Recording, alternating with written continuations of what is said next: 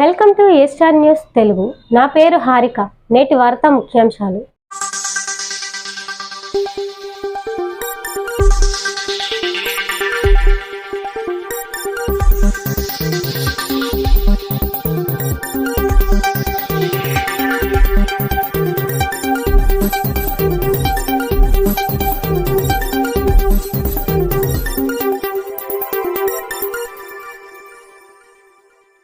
అనకాపల్లి జిల్లా కసింకోట మండలంలోని నర్సింగపల్లి గ్రామంలో దివంగత సీనియర్ రాజకీయ నాయకులు గంధం నందగోపాల్ కుటుంబ సభ్యులు రానున్న ఎన్నికల్లో తెదేపా కూటమి అభ్యర్థులకు తమ మద్దతు ప్రకటించారు.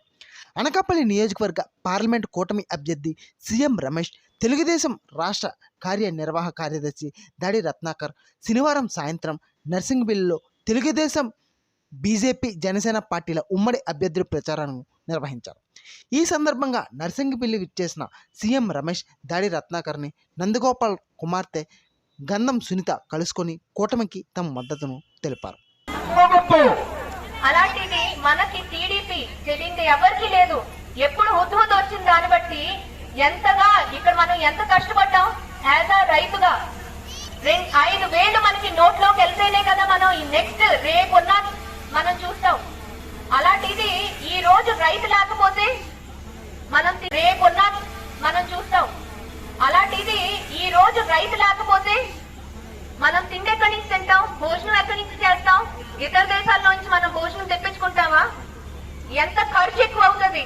అలాంటిది రైతుకు ఉన్న ఇంపార్టెన్స్ మనకి సెంట్రల్ నుంచి, అలాంటిది టీడీపీ మనకి కొంటల రామకృష్ణ గారు కొన్ని కారణాల వల్ల ఆయన రాలేకపోయారు. ఆయనకి ఎన్నో మీటింగ్స్ ఉన్నాయి.